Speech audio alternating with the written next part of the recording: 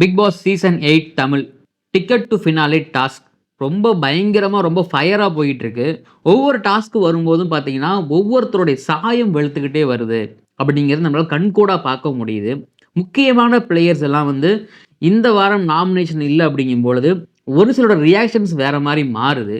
இந்த டாஸ்க்கை யார் கரெக்டாக விளையாடுறாங்க, யார் போங்கா விளையாடுறாங்க, யார் பொய் பொய்யா பேசுகிறாங்க, யார் வன்மமாக இருக்காங்க அப்படின்னு இந்த இந்த டிடிஎஃப் பற்றி நம்ம இன்னைக்கு டீட்டெயில்டாக பேச போகிறோம். டைட்டிலை பார்த்து எந்த முடிவும் எடுக்காதீங்க. வீடியோ ஸ்கிப் பண்ணாமல் ஃபுல்லாக பாருங்கள். Welcome to the channel. நான் உங்கள் விஷால் சரவணன். வாங்க வீடியோக்குள்ளே போகலாம்.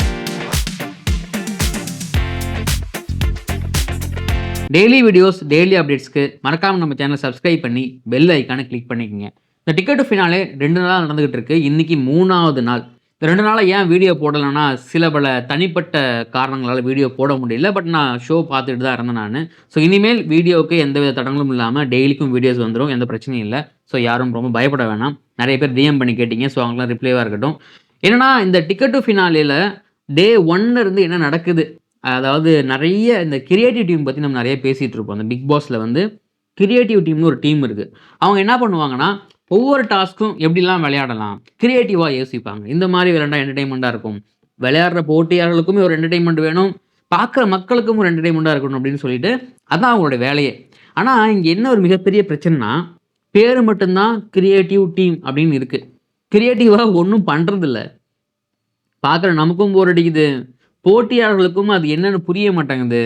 இது என்னடா இது அப்படிங்கிற மாதிரி இருக்குது. இந்த டிக்கெட் டு ஃபினாலே டாஸ்க் எல்லாமே தலையும் புரியாமல் வாழும் புரியாமல் இந்த டாஸ்க்கை பற்றி இதை பற்றின ஒரு அவேர்னஸே இல்லாமல் இந்த கேம் இப்படி தான் இருக்குமா அப்படின்னு ஒரு இன்ட்ரெஸ்டிங்கே இல்லாமல் இருக்குமா தான் இருக்குது. ஸோ கிரியேட்டிவ் டீமுங்க பேரை மாற்றிட்டு நீங்கள் வேறு ஏதாவது பேர் வச்சிங்கன்னா இன்னும் கொஞ்சம் யூஸ்ஃபுல்லாக இருக்கும்னு நினைக்கிறேன் நான். ஏன்னா இந்த டாஸ்க்கு இந்த கேமு எல்லாமே அப்படி தான் ஸ்டில் நோ இன்றைக்கி நான் வீடியோ பண்ணிகிட்டு இருக்க டேட் வரைக்கும் இந்த டிடிஎஃப்பில் சீசன் 8 எல்லா கேமுமே அப்படி தான் இருக்குது. இதை தாண்டி முக்கியமாக இந்த 3 நாளாக பேசப்படக்கூடிய பிளேயர்ஸ் வந்து நான் 2 பேரை பற்றி நான் ஃபஸ்ட்டு பேசிடுறேன். ரயான், முத்துக்குமரன். இப்போ ரயானுக்கு வந்து பார்த்தீங்கன்னா இந்த நாமினேஷன் ஃப்ரீ பாஸ் வாங்கும்பொழுதே டிசர்வ் இல்லைன்னு நம்மளே சொல்லியிருந்தோம். ஏன் டிசர்வ் இல்லைன்னு சொல்லும் பொழுது அந்த இடத்துல ஃபிசிக்கலாக எஃபோர்ட் போட்டது அவங்கள தாண்டி ஜாக்லின், அதுக்கப்புறம் பார்த்தீங்கன்னா அந்த பிங்க் டீமு, அப்புறம் முத்துக்குமரன் டீம்லாம் எஃபோர்ட் போட்டிருந்தாங்க. பட் அந்த இடத்துல ரயானுடைய பங்களிப்பு கம்பேரிட்டிவ்லி கொஞ்சம் கம்மியாக இருந்தது அப்படிங்கிறது நம்மளுடைய கருத்து. அது உண்மையும் கூட, அதில் நம்ம ஸ்டாண்ட் நிற்கவே இல்லை. பட் முத்துக்குமரன் வந்து பார்த்தீங்கன்னா எங்கெங்கெல்லாம் நாமினேஷனில் அவர் இல்லையோ, எந்தெந்த வீக்கெலாம் அவர் நாமினேட் செய்யப்படாமல் இருக்கிறாரோ அந்தந்த வீக்கெலாம் அவருக்குள்ளே இருக்கிற இன்னொரு முகம் வெளிப்படுது அப்படிங்கிறது நம்மளால் தொடர்ந்து பார்த்துக்கிட்டே வர முடியுது. ஒரு சில விஷயங்கள் வந்து பார்த்திங்கன்னா இப்போ பொதுவாக ஒரு சில பேர் என்ன பண்ணுவாங்கன்னா, நான் பிடிச்ச முயலுக்கு 3 கால் அப்படின்னு சொல்லிட்டு நிற்பாங்க. அதை பற்றி கேள்விப்பட்டிருப்போம் நம்ம.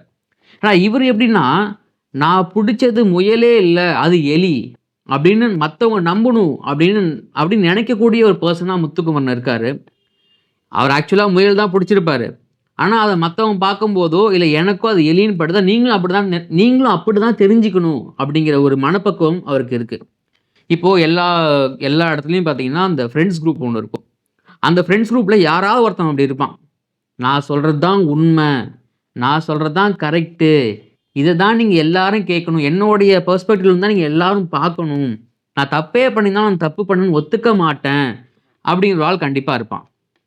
அது என்னன்னா அந்த ஈகோ, நம்மளை வந்து யாரும் குறை சொல்லக்கூடாது அப்படிங்கிற ஈகோ.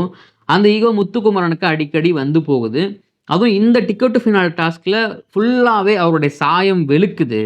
நிறைய இடத்துல வார்த்தை பிரயோகம் பண்ணி அதை தப்பாக மாற்றி பேசி எங்கே நம்ம வீக் பிளேயராக ப்ரொஜெக்ட் ஆகிடுவோமோ அப்படிங்கிற ஒரு பயத்தில் தான் தலையில் தானே மண்ணை வாரி போட்டுக்கிட்டு இருக்காரு அப்படின்னு நம்மளால் இங்கே தெளிவாக சொல்ல முடியும். என்னன்னா இப்போ அந்த ஒரு கேம் விளாட்றீங்க. அந்த கேமில் ரயான் வந்து ஸ்ட்ராங்காக இருக்கார் நீங்கள் கண்டுபிடிச்சிடுறீங்க. நீங்கள் ஃபஸ்ட்டு ஓடி போய் எடுக்கும்போது தான் ரொம்ப ஆக்ரோஷமாக நல்லா கையை தட்டி என்ஜாய் பண்ணி கேம் விளாட்றீங்க. நம்மளோட வலிமையாக இருக்கானா அவனை கேம்லேருந்து அவுட் பண்ணுறதுக்காக நீங்கள் ஒரு அலைன்ஸ் செட் பண்ணுறீங்க. அந்த அலைன்ஸ் நீங்கள் எப்படி செட் பண்ணுறீங்கன்னா, ரயனை தூக்கணும் அப்படின்னு சொல்கிறீங்க. ரயன் ஸ்ட்ராங் பிளேயர், அவனை நீங்கள் தூக்கணும் அப்படின்னு சொல்கிறீங்க. அதே மாதிரி பண்ணுறீங்க.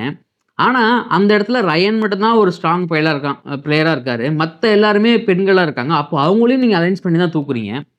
அப்படி இருக்கும்போது உங்கள் அலைன்ஸ்குள்ளே நீங்களே பேசிக்கிறீங்க. நம்ம இந்த 5 பேர் வரும்போது இண்டிவிஜுவல் கேம் விளையாடலாம் அப்படின்னு நீங்களே பேசும்பொழுது அந்த இடத்துல உங்களை அவுட் பண்ணும்போது அங்கே வந்து கூட்டணி தன்மை மீறுது அப்படிங்கிறீங்க. அப்போது நீங்கள் ஒரு ஸ்ட்ராங் பிளேயரை அடிக்கிறதுக்காக 5 பேர் சேர்ந்தது தப்பு இல்லை அப்படின்னா, அப்போது உங்களை அடிக்கிறதுக்கு அந்த இடத்துல ராணுவ் ஒரு ஸ்ட்ராட்டஜி பண்ணியிருந்தாருன்னா, அதுவும் தப்பு இல்லைன்னு தான் நம்மளால சொல்ல முடியும். அருண் பண்ணதும் தப்பு இல்லை தான். நீங்க பண்ணது தப்பு இல்லைன்னா, அப்ப அதுவும் தப்பு இல்லை தானே? அதானே? அதானே? சரிதானே? அப்படி இருக்கும் பொழுது, ரயன் வந்து ஸ்ட்ராங் பிளேயர் இல்ல ஃபர்ஸ்ட்டு அப்படின்னு சொல்றீங்க. ஆனா நீங்களே ரயன் ஸ்ட்ராங் பிளேயர் அடிக்கணும் அப்படிங்கிறீங்க. அலையன்ஸ் நான் பண்ணவே இல்லைங்கிறீங்க. ஸோ முரண்பாடுகள் அந்தந்த இடத்துல நம்ம மாட்டிக்கிறோமோ, நம்மளோட ஸ்ட்ராட்டஜி தப்பா போகுது. நம்மளோட கேம் பிளான் வந்து பார்த்தீங்கன்னா, நம்பள வந்து ஃபால்ஸா கொண்டு போகுது.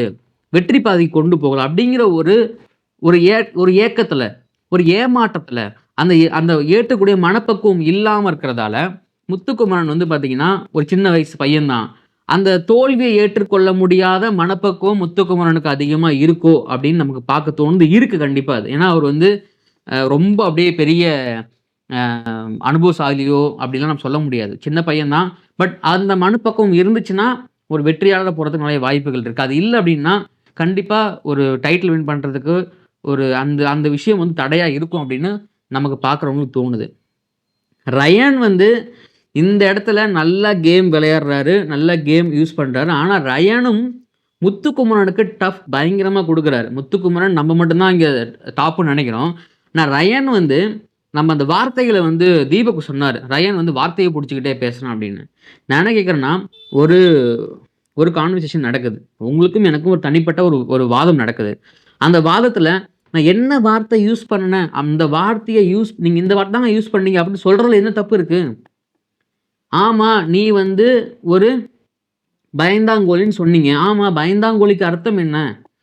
அத நீங்க அன்னைக்கு அப்படித்தானே சொன்னீங்க. இல்ல நீங்க பயந்தாங்கோலின்னு நான் சொன்னது, நான் வேற ஒண்ணு நெனச்சு சொன்னேன். நீ வேற விதமா புரிஞ்சுகிட்ட அப்படின்னு வந்து நீ ரயான்ட்ட திரும்பி இப்ப நீங்க எக்ஸ்பிளைன் பண்றது, அந்த ரயான் இல்ல நீங்க பயந்தாங்கோலி வார்த்தைன்னு சொல்றீங்க. அந்த வார்த்தை சொல்லும்போது அவன் வந்து வேர்ட் ப்ளே பண்றான். ஒரு வார்த்தைய புடிச்சுக்கிட்டு விளையாடுறான் அப்படிங்கும் பொழுது, சொன்ன சொல்லை நீங்க ஏன் மாத்தி பேசுறீங்க? நீங்க சொன்ன சொல்ல மாத்தி பேசலன்னா ரயன்ட்ட அந்த கான்வர்சேஷன் வந்திருக்காதே! தள்ளி போயிருக்குமே! அப்போ ஒரு கேம ஒருத்தவங்க பிசிக்கலா விளையாடும்போது, நம்மள சுத்தி ஸ்ட்ராட்டஜி பிளான் பண்றாங்க. இதனால வந்து நம்மள பார்த்து பயந்துட்டாங்கன்னு ஒருத்தவங்க நெனைக்கிறதுல எந்த தப்பும் கிடையாது. அதே மாதிரி முத்துக்குமரனும் ரயன பார்த்து அந்த இடத்துல நீ போடா அப்படிங்கிறது, நீலாம் அவ்வளோ ஸ்ட்ராங் இல்ல அப்படின்னு ப்ரோவோக் பண்றது.